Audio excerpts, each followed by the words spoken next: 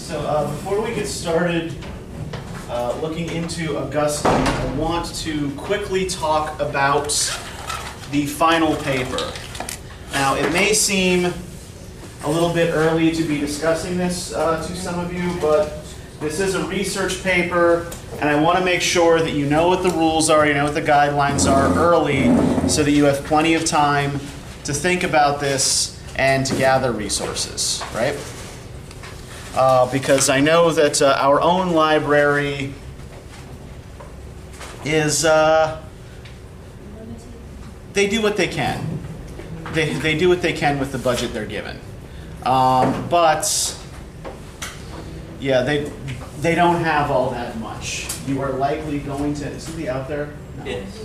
Yes?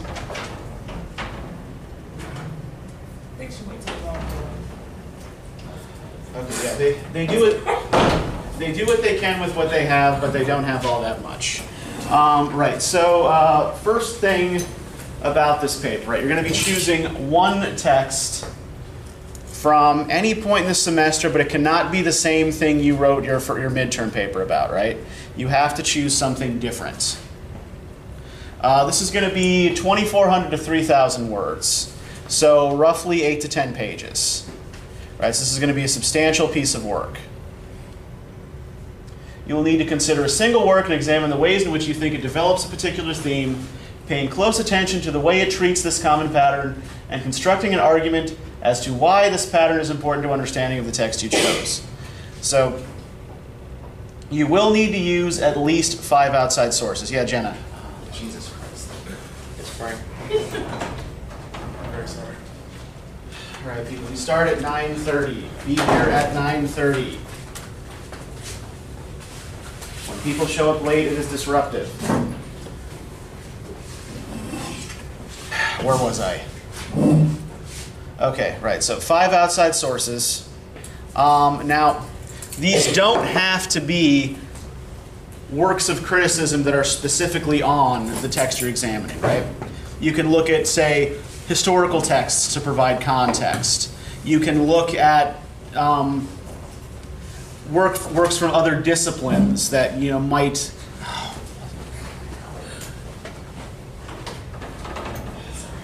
Once again, 9:30. You begin at 9:30. It's after midterm. We shouldn't be doing this anymore. All right. Now where was I? Okay, 5 sources, 5 outside sources. Yeah, they can come from any academic discipline, right? So, say if you want to examine the leadership qualities of a particular character, right, you can look at stuff from, you can look at stuff, say, from your business classes, right? If you want to examine, if you want to psychoanalyze a particular text, it's okay to look at stuff from psychology, right? As long as you're sort of keeping the context clear. Anything that you think would be relevant to your argument, right? As long as it's from some academic discipline, you can use. It's more than 5 sources. Pardon? Can we use more than 5 sources? I would prefer you not use more than 7. You must use at least 5. You should not use more than 7. And the reason is that I don't want you to get overwhelmed by your sources. Right? I still want this to be your argument. This is coming from your head. You're using the sources to supplement your argument. Right? You're using the sources to fine-tune and help advance your argument. Yeah, Sarah? Are all of them outside sources? Like all 5? What do you mean by... or is like one of them like the book? Okay, yeah, no, the text that you have to use, your primary source, doesn't count towards the 5. Right, it has to be 5 sources apart from the thing you're actually examining. Other questions before I proceed? Okay, so this is going to be due on Monday, December 5th. Right? You do get extra credit from going to the Writing Center, as with the first paper. And I am, again, willing to look at drafts up to 48 hours before the due date. Right. Your works cited page also, once again, does not count towards the total word count. 2,400 words means 2,400 words. This is the minimum acceptable. And it has to be uploaded by midnight on the due date. So let's talk a little bit about what sorts of secondary sources are appropriate, what sorts of things you can be using for this, right? Appropriate sources for an assignment of this type are scholarly books and journals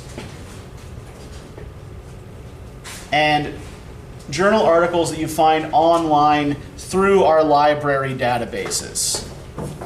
Right. What I don't want you doing is just doing like a Google search on Augustine's Confessions and using whatever comes up. Right. So don't use online random. Don't use random websites. Does anybody know how Google's search algorithm works? Okay. Basically, the way Google shows you results is based on the popularity of a site and how many times it's linked to by other sites. Right. So no human being is actually going and reviewing the information before they decide where to rank particular sites on your search list. So the reason I want you to look at scholarly books and journals is because these have to undergo what is called peer review. Does anybody know what peer review means in an academic context? It has been reviewed by other professors and other, and it's been found, yeah, this has some merit in it. Yeah, basically it's been vetted by experts, right, who have determined that this is okay to publish, right? If I write an article and submit it to a journal, they're going to send it out to 2 or 3 other people in my field who are going to read it and go over it and decide whether or not this is worth publishing, right? Usually what happens is they send you something back that says, okay, yeah, we'll publish this, but with these changes, or so this is not appropriate for this journal, or so on and so forth, right? But yeah, things that get published in a scholarly journal have been through this process of review. It's been vetted by experts who have determined that yes, this is, even if we don't 100% agree with this, it is responsible, like from a scholarly standpoint. So apart from not using random websites that you find on Google searches, don't use Wikipedia or any other encyclopedia.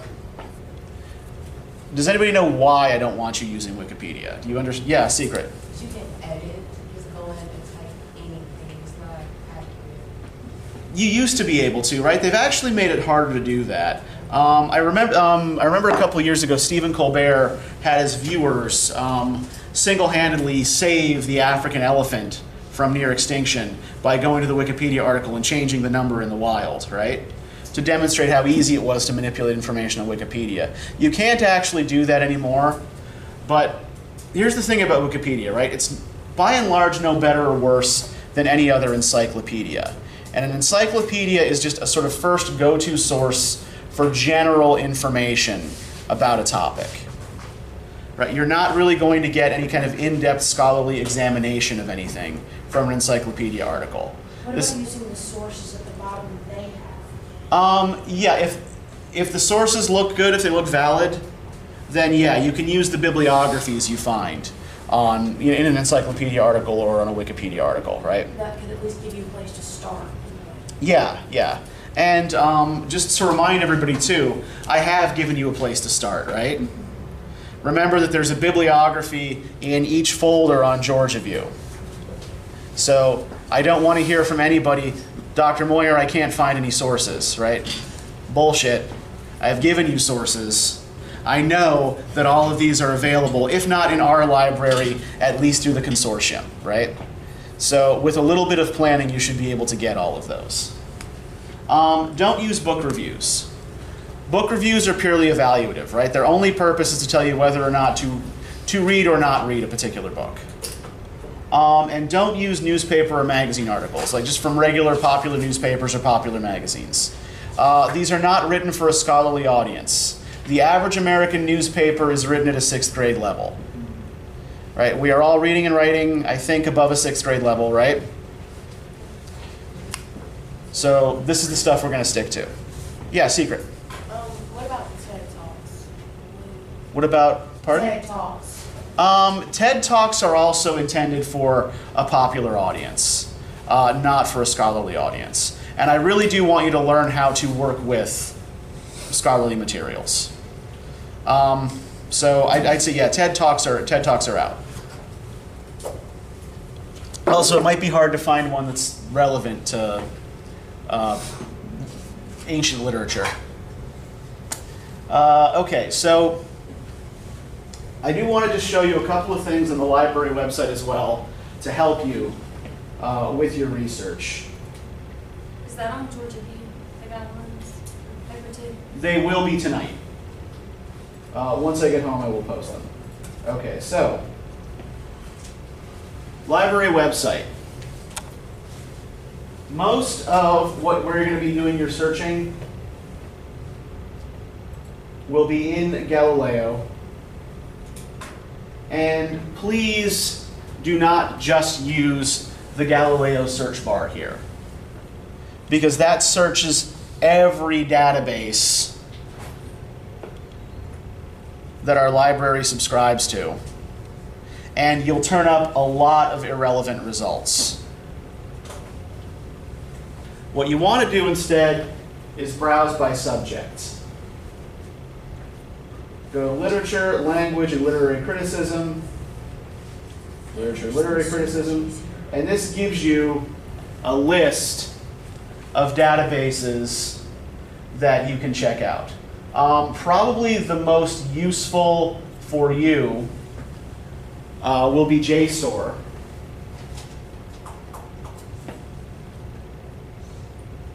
Which will link directly to journal articles. All right, let me just, have any of you used JSTOR before? Okay, a couple of you. I know, yeah, any of you who took Comp 2 with me, I know at least one or two of you did, have used JSTOR. So you want to click on Advanced Search, and you have a couple of bars here, right? These help you do a basic Boolean search. So say you want to write your paper on today's text, right? So you go with Augustine and Confessions and women, right? In general, the more specific you can be about what you're looking for, the more relevant your results are going to be, right? Just like doing a search with a regular search engine. You can limit to articles and books. You can filter by disciplines. So because this is an ancient Roman text, we want to look maybe at classical studies. So this will only give us results from classical studies journals. And then we click search. And this gives us 31 results that we can then look through. You can download the PDF directly, right? Save it onto your desktop, and it's yours in perpetuity, right? You don't have to keep going back and forth to find it. Okay, so that's JSTOR. It might also be worth for you checking out if you're doing something relatively more recent.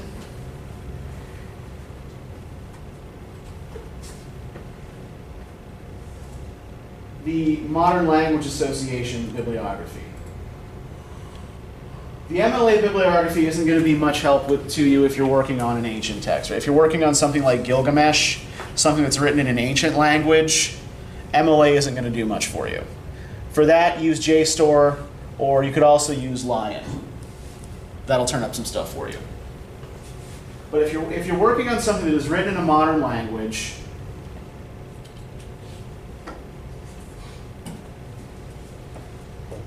MLA is actually often the best place to go. So say we want to do a search on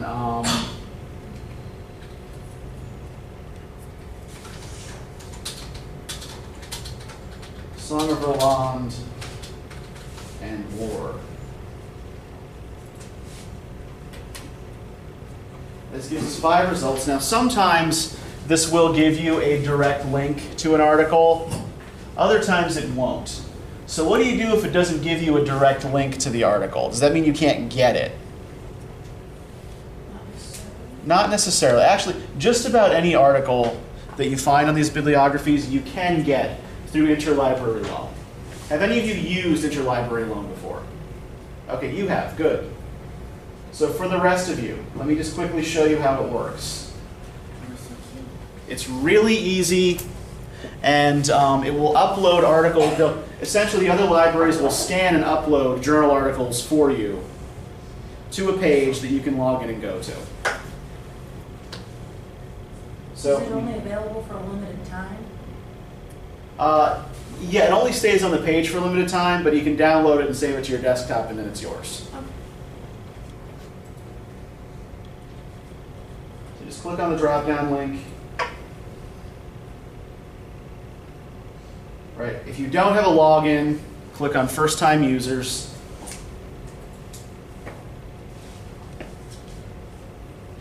And it'll run you through how to set up a username and password. But since I'm not a first-time user, we'll go back. I'll log in. And I'll just show you briefly how to request various things. So you can request articles, you can request books that our library doesn't have, that the consortium doesn't have. You can also request books if you're on the outs with our library and they won't let you take things out. You can also request, if you don't need a whole book, if you know you just need a single chapter of a book, you can just request that chapter. Which beats having to lug a whole book around. Right, but yeah, essentially, right, so say I want one of these journal articles, right? Okay, let's go with The Song of Roland, How the Middle Ages Aren't Old. That is in Cambridge Journal of Postcolonial Literary Inquiry.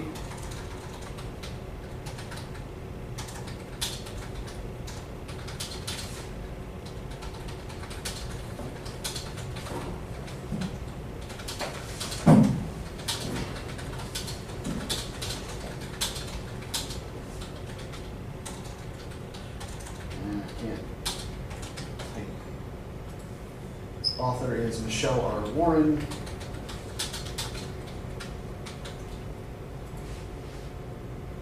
Volume 1, Issue 2, September 2014.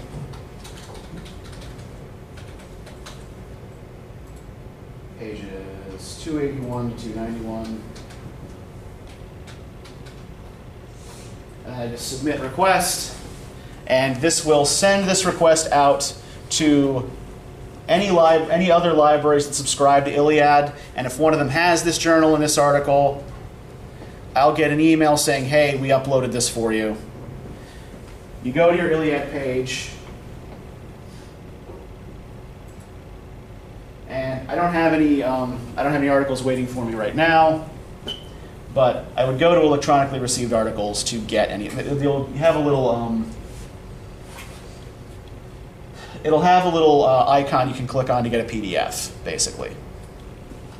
Okay, so any questions about the paper, about how to use the library databases, about how to use Iliad, anything? Yeah, Reagan? On the syllabus, it says it's due on the 2nd. Is it the 2nd or the... Let me check. I thought I checked the syllabus this morning and it said Unless you changed the it, 5th. when you changed. When I printed it out at the beginning, it said the 2nd. Okay, I may have changed it since then.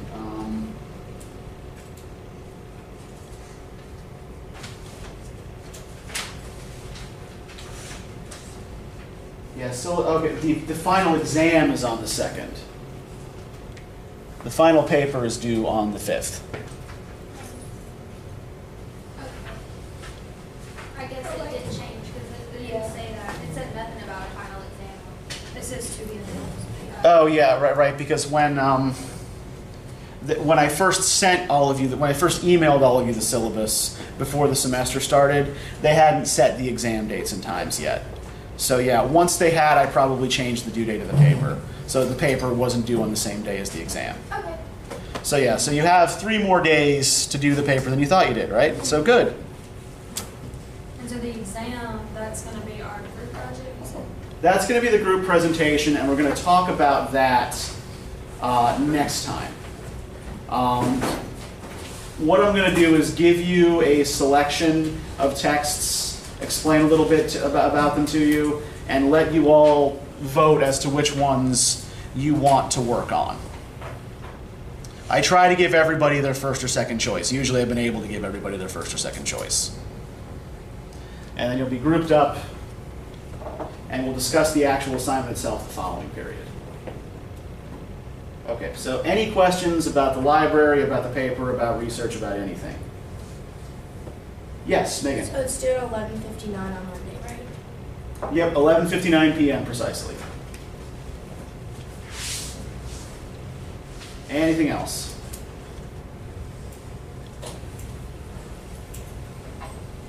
Okay, great. Then let's talk about Augustine.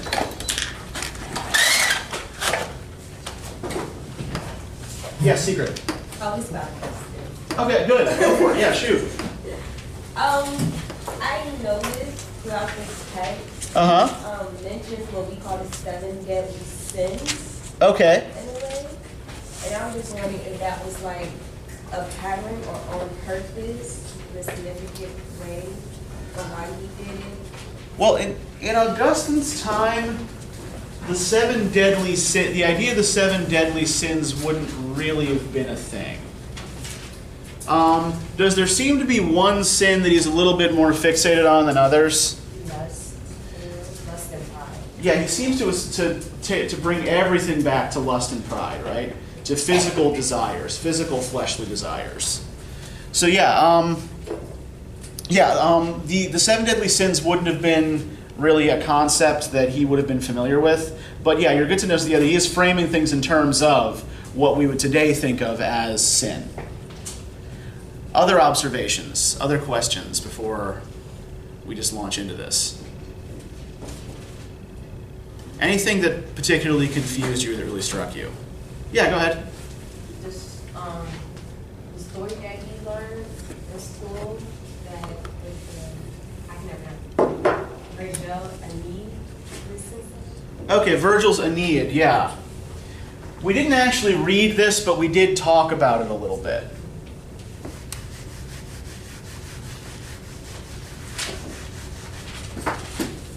What did I do with my marker?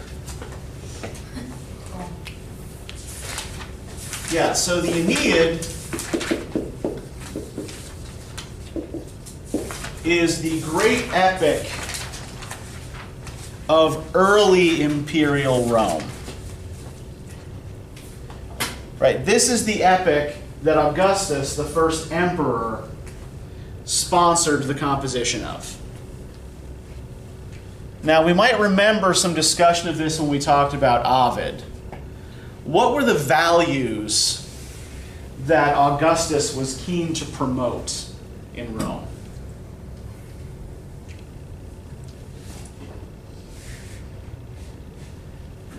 The family. Yeah, okay, yeah, right. The idea of the nuclear family, right? Good.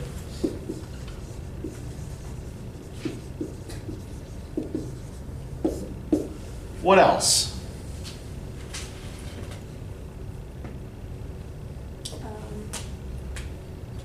No, like being promiscuous, I guess. Okay, yeah. The women. Right, rigid sexual morality.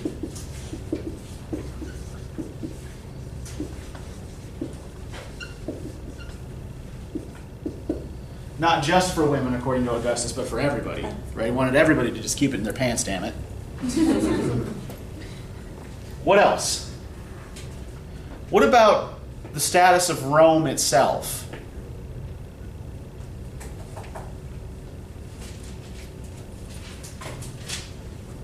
What did Augustus believe or want people to believe about Rome? But it was eternal, but it was. Yes, good. That Rome had always been in some form. Aeneas, after all, is a Trojan prince, so he's just carrying on when he gets to Italy to found Rome, right? An earlier tradition. And Rome, as long as its people remained faithful and remained moral, remained dutiful to their families, to the emperor, and to the state religion, Rome will never fall. Rome will always be. So Augustus's vision is a vision of stability. And Aeneas, the hero of this epic, is himself a symbol of duty and stability. Does anybody remember when we talked about Ovid? We touched on this. How is Aeneas usually represented in art? Is he the one that was holding the little kid and carrying the old man? Exactly, yeah. He's carrying his old lame father on his shoulders and leading his little son by the hand, right? A support for the older generation and a guide for the younger generation. That's the Roman idea, the Roman masculine ideal, the ideal of pietas, or civic duty. So this actually provides an interesting contrast to the times in which Augustine lived. Augustine lives from sort of the end of the 4th century to the beginning of the 5th, in a period that is sometimes called Late Antiquity.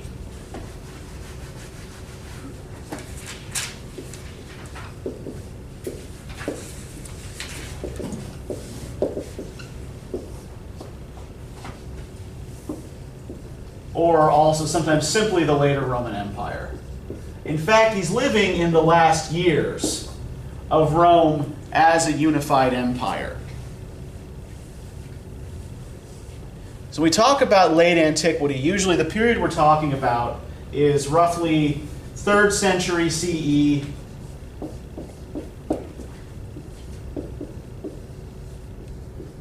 to the 5th century. And the 3rd century had been marked by several developments. On the one hand, the decline of the Roman state religion. Does anybody remember what the Roman state religion looked like? It was, they kind of adopted the Greek religious format. Yeah, the official religion of the empire essentially took the Greek Olympian gods and kind of worked the emperor into them, right? So the state cult was this older Greek polytheism mixed with worship of the emperor. This was the official Roman state religion. But as Rome expands, right, their policy towards the cultures they conquer is not to eradicate the native religious traditions of those places, but to try to incorporate them into the imperial cults. So they bring back these other gods from other places, right? You remember at the beginning of the course when we talked about that cult of wacky priests with the tambourines and the yelling and the magic mushrooms and the self-castration? Yes. Yeah, this is one of those foreign cults that was brought into Rome. The cult of the Egyptian goddess Isis became very popular in Rome.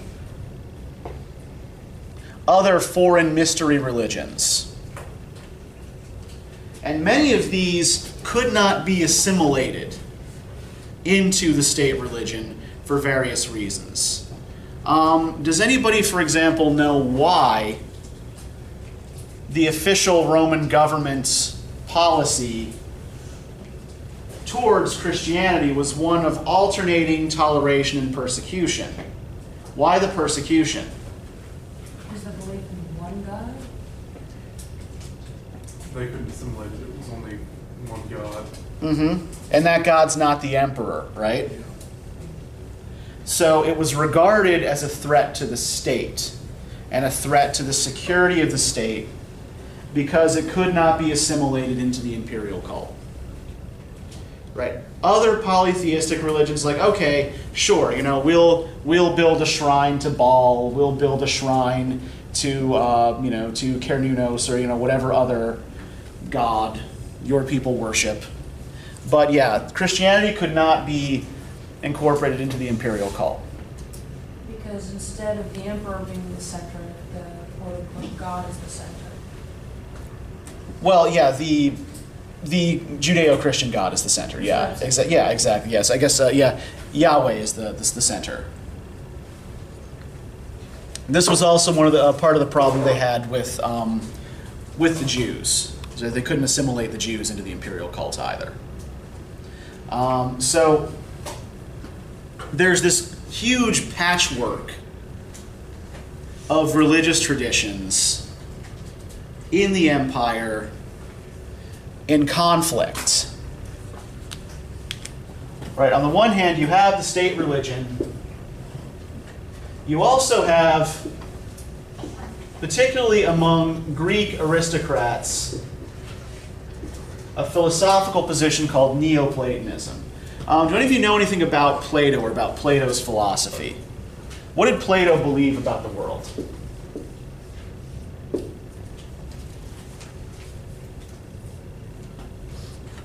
According to Plato, what is the world that we see and the world that we interact with on a daily basis? Isn't he the one that was believed in there being a higher knowledge? That's part of it, yeah. Does this go back to the metaphor of like being chained to the cave, staring at the shadows? That's Plato, yeah. Alright. Something back to the argument of the rationalist versus the empiricist. No, that would be, the rationalist and empiricist thing would be much more modern. Okay. The world we see is just shadows. It's not true. It's an illusion. Exactly. The world that we see, the world that we experience every day, is a shadow, an imitation of a higher reality that, by and large, we can't access. So yeah, the material world is a shadow or an imitation of a higher spiritual world.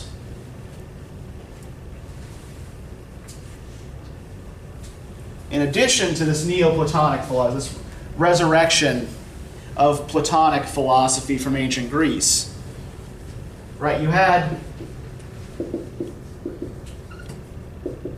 Christianity entering the mix, but it wouldn't be a Christianity really that we would recognize. And modern Christians probably wouldn't find much that they recognize in these practices of the ancient world either.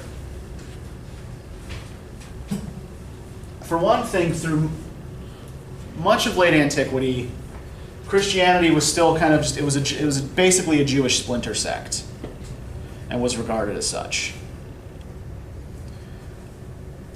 And there are various sects that go off in other directions, right? There's a Jerusalem church, for example, that remains very Jewish in character.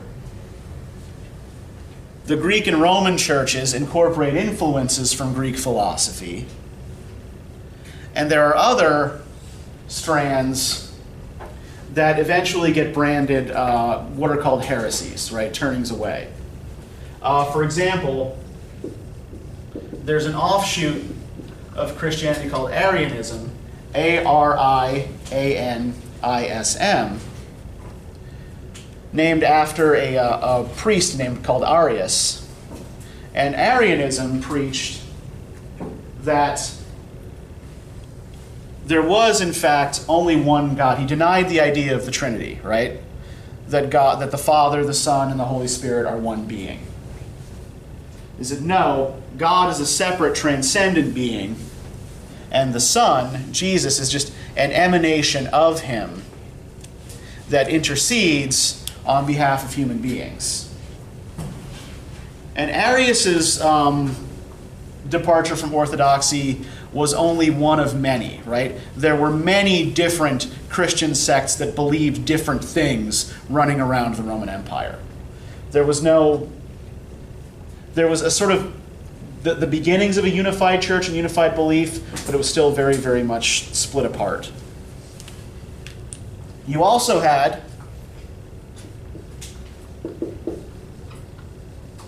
a religion popular among Roman soldiers that we still know very little about because they didn't leave behind any scriptures, and all they left behind were a bunch of kind of cryptic statues called Mithraism.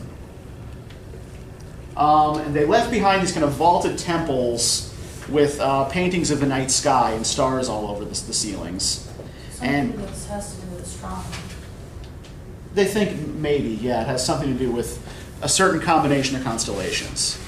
And there's a statue at the center of all Mithraic temples of the central god, Mithras, stabbing a bull in the throat. So there's some kind of ritual bull sacrifice significance there. Mithras as in M-I-T-H-R-O-S. A-S, Mithras. One thing that we do know about it is that the birthday of Mithras was December 25th. So we see a lot of these ancient world religions merging some of their traditions together, right? The Bible doesn't say anything about when Jesus was born. And in fact, Christmas, historically, really until about the 19th century, wasn't an important holiday, right? It didn't really matter all that much when Jesus the physical man was born. What mattered was Easter, what mattered was the resurrection. So in order to give him a birthday, to co-opt someone else's festival, the early church makes the birthday of Jesus December 25th, sort of decided by fiat. Now, what's most relevant to our discussion of Augustine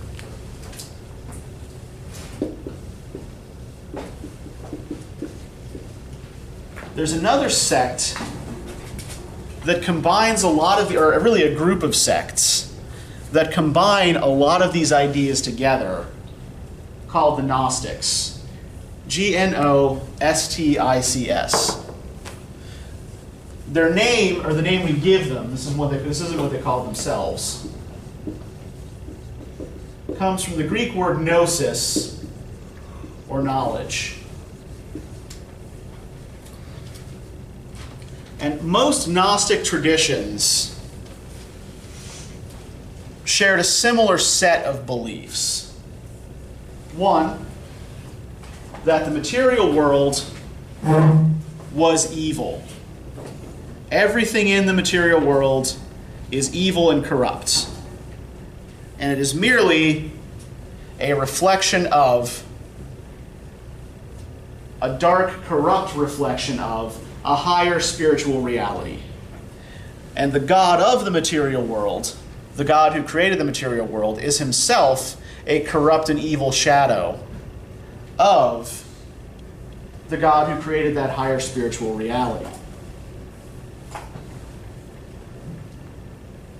They regarded Jesus as an intermediary between this corrupt reality and that higher reality that is ruled over by a genuinely good and kind and loving God, right? So do we see how some of these influences are coming to play in this Gnostic idea of the world? They believe that Jesus was the opposite of the higher reality, that he was the shadow? Is that what you're saying? No, not that Jesus is a shadow, but that he intercedes with us who are stuck in the material world on behalf of the God of that higher reality, right?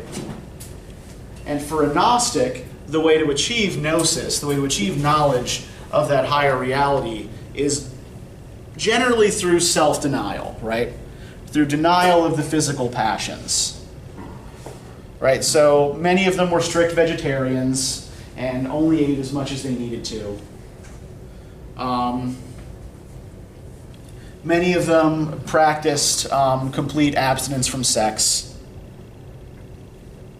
which is ironic because many of the early Christian fathers who were writing against the Gnostics and their beliefs accused them of all kinds of deviant sexual practices. Is Gnosis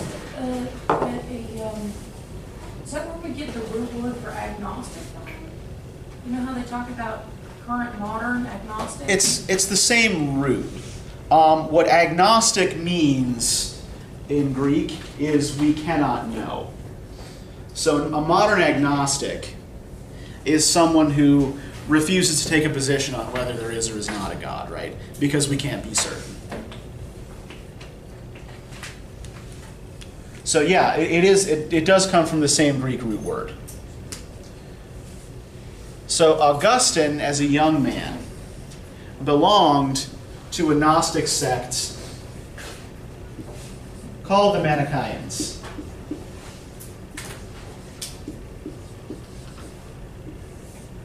That had been founded in Persia in the 2nd century, and that believed all of the above, right? All the things I just explained to you about Gnosticism, plus that Jesus lived on the moon. Right? Which, I mean, again, it sounds weird and a little bit loony to us, right? But from their particular vantage point, made sense. Yeah, well, they believed that the moon was a sort of halfway point between this corrupt material sphere and the higher reality that they were trying to access, right? So it made sense to them that Jesus would live in that sort of in-between point. I didn't find it amusing that they actually believe that so much as the way you just suddenly, like Yeah. it's some kind of confession or something. Yeah, no, that is what they believed, that Jesus lived on the moon. Do we see influences, do you think, in Augustine of this kind of thinking, even as he has converted to Christianity? Do we still see traces of this kind of belief system?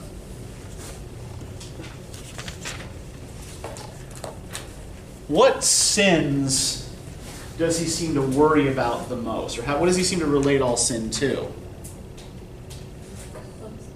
Fleshly lust, right? Even things that aren't specifically sexual, he tends to talk about in terms of fleshly lusts, right? The sorts of things that the Manichaeans in particular tried very, very hard to resist. Now, do any of you know anything about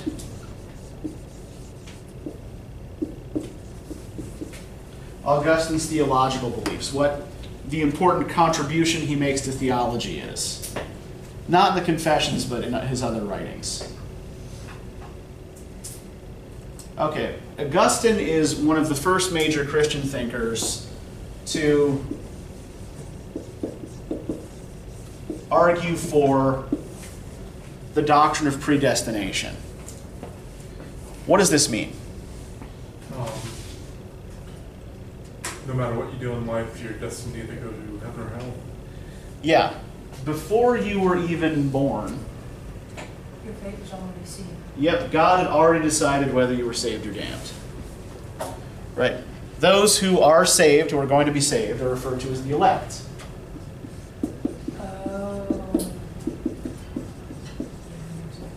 Everyone else is damned.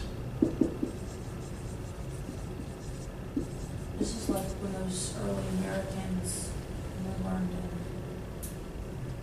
Well,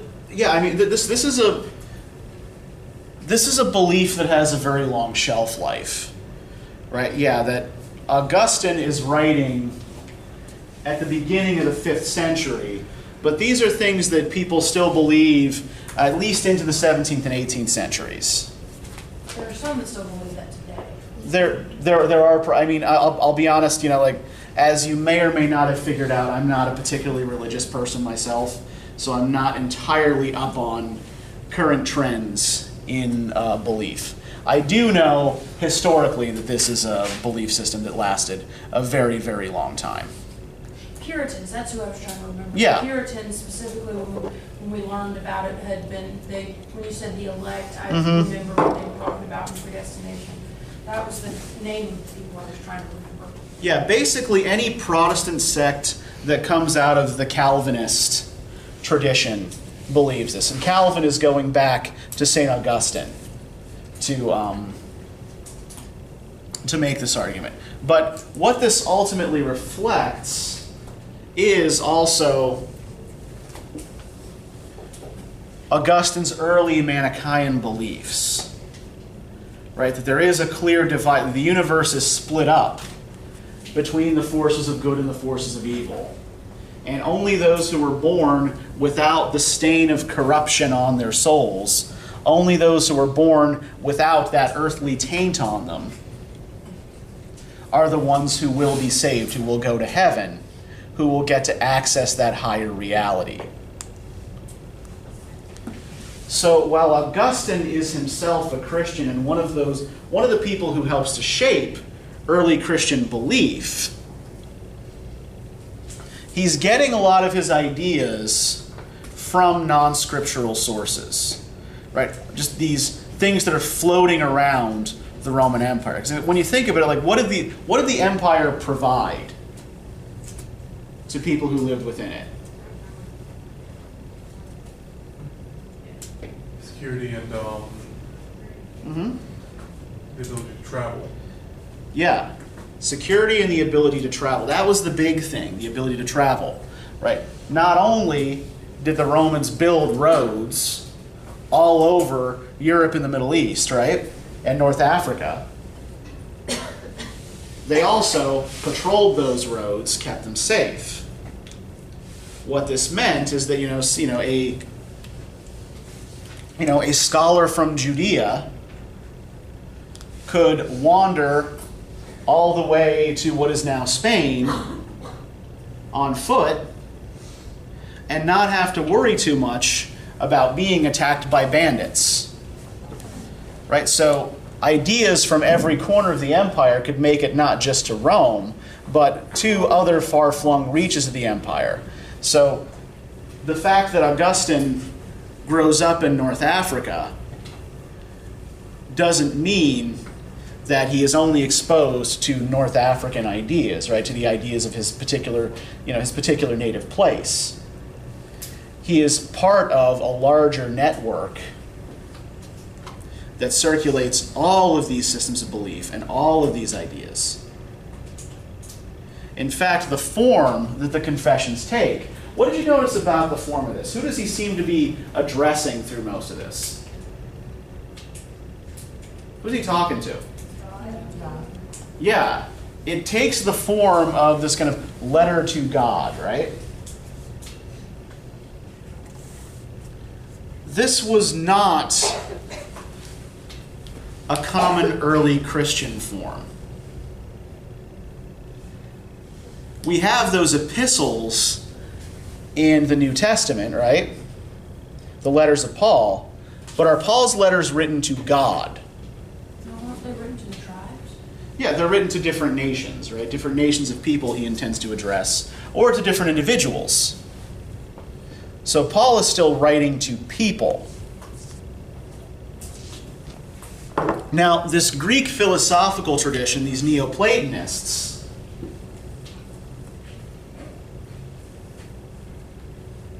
who believed in a kind of unknown God who lived in a higher reality we couldn't access, would often write confessional letters to that unknown God, trying to explain themselves to him. So the form that Augustine adopts here is not a Christian form, it's a Neoplatonic one.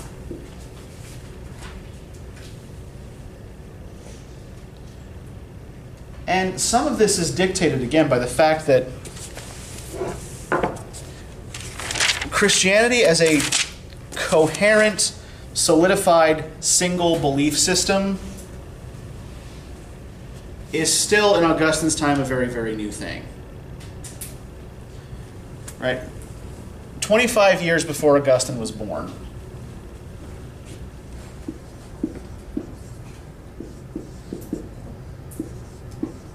there was a council at a place called Nicaea, called by the Emperor Constantine to try to organize and codify Christian doctrine, right? To determine what Christianity ultimately was going to look like. Basically, which of these competing Christian sects, or which elements of which competing Christian sects, would be formed into the Orthodox version of the religion. So there are a couple of things they did here, right? One, they affirmed most modern Christian doctrines.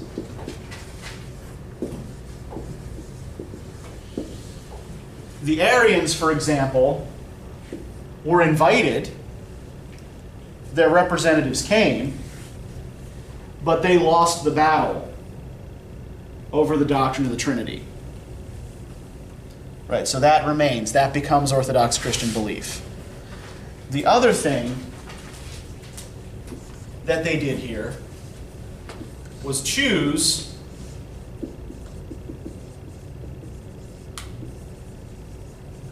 the books of the biblical canon. Right? There was no Bible, or no New Testament anyway, no Christian Bible, prior to 325 CE.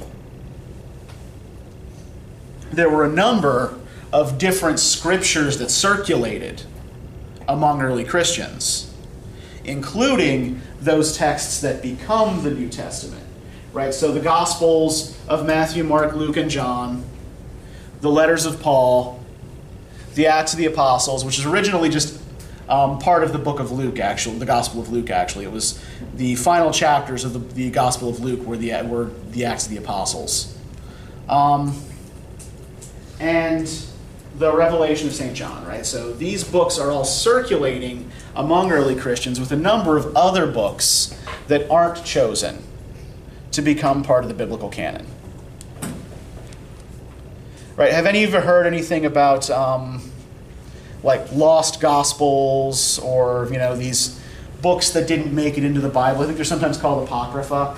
Yes. Yeah, that's where this comes from. Those are the books that didn't make the cut in 325. They were regarded as either less authentic, or the ideas they preached maybe too close to some of these other belief systems. Right? In particular, there's a sayings gospel called the Gospel of Thomas that was regarded as being too close to Gnostic beliefs. But as we can see with Augustine, right, these ideas still make it into the final mix.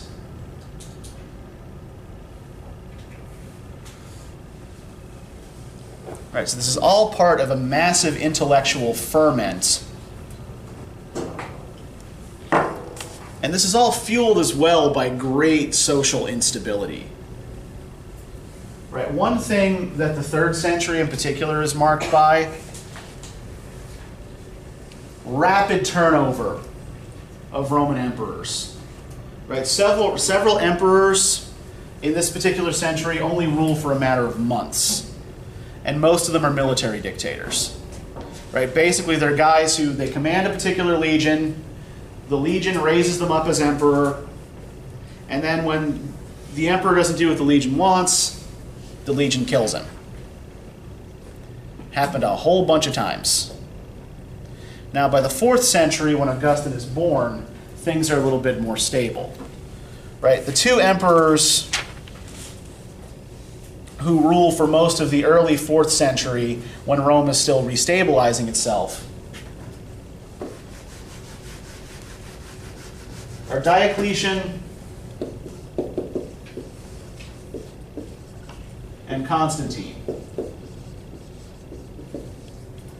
Diocletian rules from 284 to 306. And Constantine from 306 to 337. So both have pretty long reigns and pretty stable reigns, right? What Diocletian attempts to do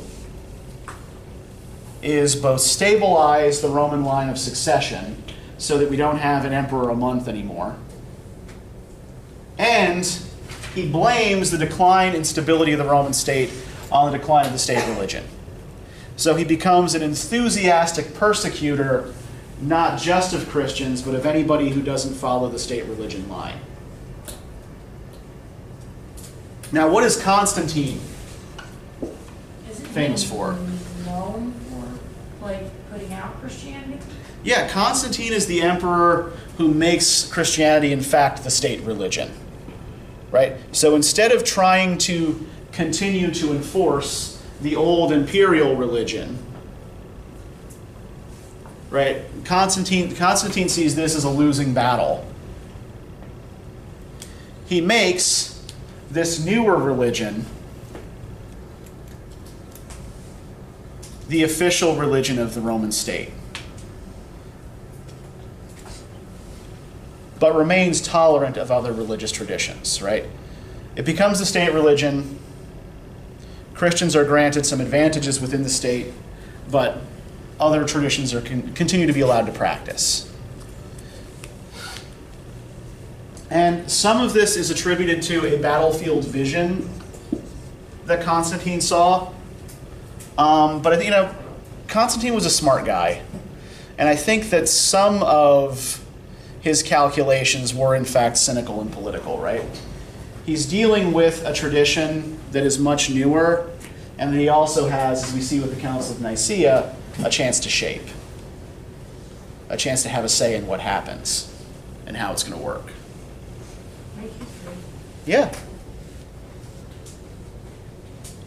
And yeah, this is essentially the background to what's going on in Augustine's text. Now, one of the things we have in Augustine as well is one of the very first examples of an autobiography.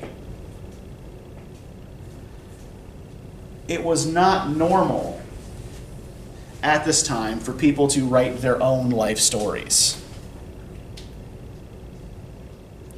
In fact, even most of Augustine's influences were a bunch of popular texts about saints. There was this tradition of saintly biographies. And we are running out of ink, aren't we?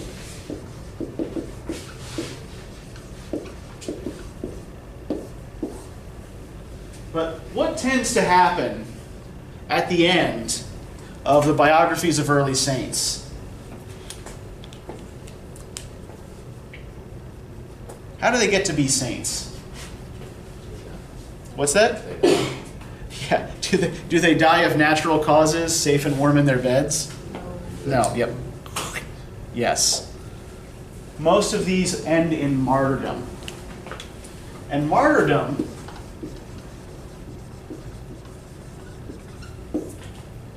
was the result of official state suppression, right? They're martyred because the state doesn't want them practicing this subversive religion. They're martyred because they're breaking the law. Well, what happens when suddenly your subversive cult becomes the state religion? What happens to opportunities for martyrdom? Goes away. They're lost. Yeah, unless you are willing to wander very, very far from home and do, missionary work in other places, right? Then you may still very well be martyred. But if you are remaining within the network of the empire, your opportunities for martyrdom are greatly reduced. So you're no longer focused on external enemies, on external threats, right? The threat is no longer that Roman soldiers are going to beat down your door, drag you out of your house, and throw you to the lions in the Colosseum. That's not going to happen. What does happen is that these enemies, the threats that you face, become internal rather than external. So you're no longer worried about Roman soldiers, you're worried about your own base impulses. You're worried about your own sinful needs and your own sinful desires. And this is a big part of why Augustine keeps talking about these evil impulses that he feels, right? He's not afraid of being arrested. Essentially, he regards himself as his own worst enemy. And apart from the fleshly lusts he describes, where does he seem to locate most of his sinful impulses?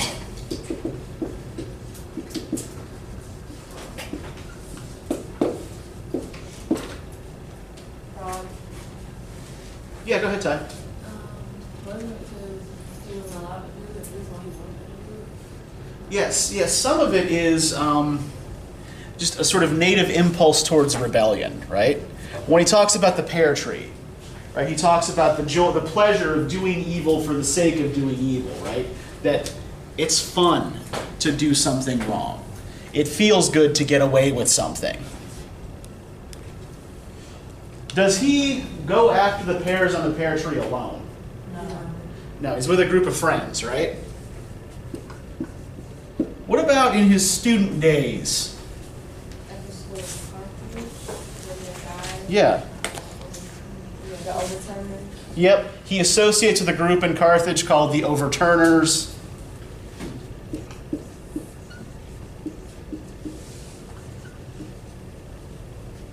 And even in his fleshly lusts,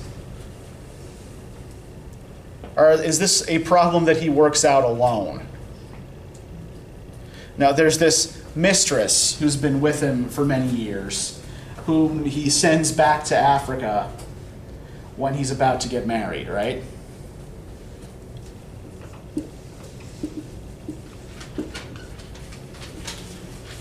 So, where are most of his sinful impulses apparently located? Other people. Yeah, in his relationships with other people.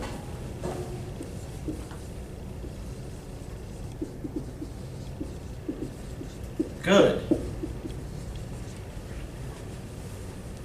Now, what he's participating in here is another early Christian tradition, right? One of these early sects of Christianity rises up in Egypt. And it's a monastic sect. It's led by a guy who comes to be known as Anthony the Abbot. Anthony the Abbot. And Anthony and his followers go out into the desert and largely reject contact with other people. Right? It's a kind of extreme ascetic renunciate tradition. Right? They go out and they live in cells in the desert. They live very simple lives, and they largely stay away from other people. Because these other human relationships, in part because they do give so much satisfaction, they're so difficult to give up, are regarded as spiritually polluting.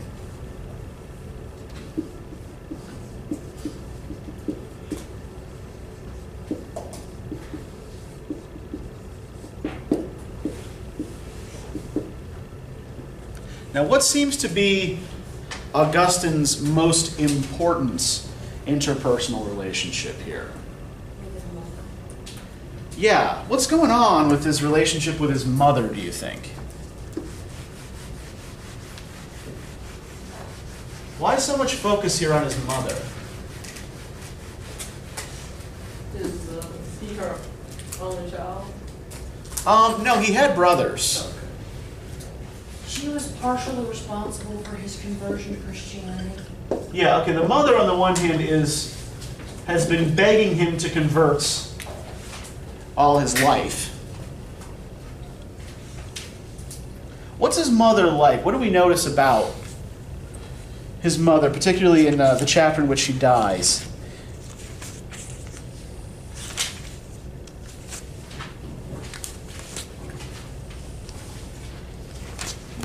How, for example, did she behave towards his father when they were married?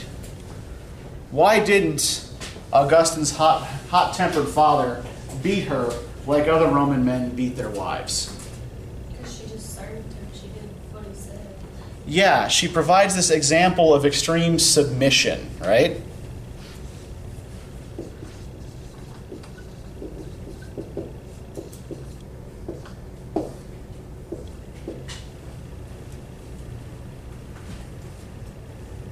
He would feel too guilty. Yeah, well, because she does everything he says, right? She doesn't even get a boot for it. Yeah. So the mother has been begging him to convert. She has this incredibly sort of submissive, like this sort of denial of self, right?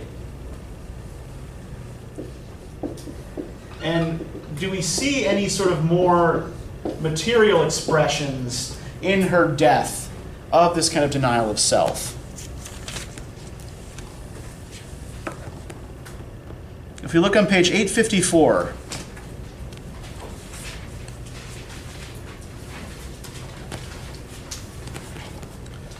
such thoughts I uttered, though not in that order in those actual words. But you know, O Lord, that on that day when we talked of these things, the world with all its delights seemed cheap to us in comparison with what we talked of. And my mother said, Son, for my own part, I no longer find joy in anything of this world. What I am still to do here and why I am here, I know not, now that I no longer hope for anything from this world. One thing there was, for which I desired to remain still a little longer in this life, that I should see you a Catholic Christian before I died. This God has granted me in superabundance, in that now I see you his servant to the contempt of all worldly happiness. What then am I doing here? So her self-denial also expresses itself in a kind of world denial, right? That the things of this world are nothing compared to the things of the next world, of the spiritual world. So does he see her as a sort of saint, as something to achieve to or something to become? Yeah, he certainly seems to admire her fortitude, right? And admire her spirit of submission. And when she does die and is to be buried, right, my brother said something to the effect that he would be happier if she were to die in her own land and not in a strange country. But as she heard this, she looked at him anxiously, restraining him with her eye, because he savored of earthly things. And then she looked at me and said, See the way he talks. And then she said to us both, Lay this body wherever it may be. Let no care of it disturb you. This looks really different to us, given the perspective of the ancient Mediterranean world we've had thus far, right? Why is burial so important to the Greeks, to the Romans, to the Babylonians? If you're not properly buried, you can't move on. Yeah, if you're not properly buried, you can't move on to the next world. And the next world, by and large, sucks, right? It's lame. You're a bodiless spirit who floats around with nothing to do. There's nothing really to hope for. So your earthly glory will be reflected in the monument that your survivors build for you, right? And people will remember you and you'll live on in that way. How is Augustine's mother's response a departure from that? Because it seems like she sees her body as a shell or as something that cannot be followed. Mm-hmm. Her soul is something entirely separate from the body itself. The body doesn't mean anything because it will return to the dust from which it came. Yeah, this is a total reversal of the ancient world afterlife narrative, right? Where this world matters, the next world doesn't. In this case, this world doesn't matter, it's the next world that matters, right? The world of matter, the world of human beings and human relationships is not important. It's that higher spiritual realm that is important. And early Christianity, as we noted, is just one of many different systems preaching more or less that same thing in this period. Basically, this is the system that wins, in part through imperial support. But yeah, the important thing to get out of this is that reversal of the ancient world narrative, right? We're moving into a different way of looking at life and death that is going to be reflected particularly in the medieval texts that we're going to be looking at over the next few weeks. So we are out of time. I have some reading questions for you for next time. I want to remind you, as you are reading the selections from the Quran, right, you're only reading those first two parts, right? You're just reading the opening and the part labeled the feast. You don't have to read the whole excerpts.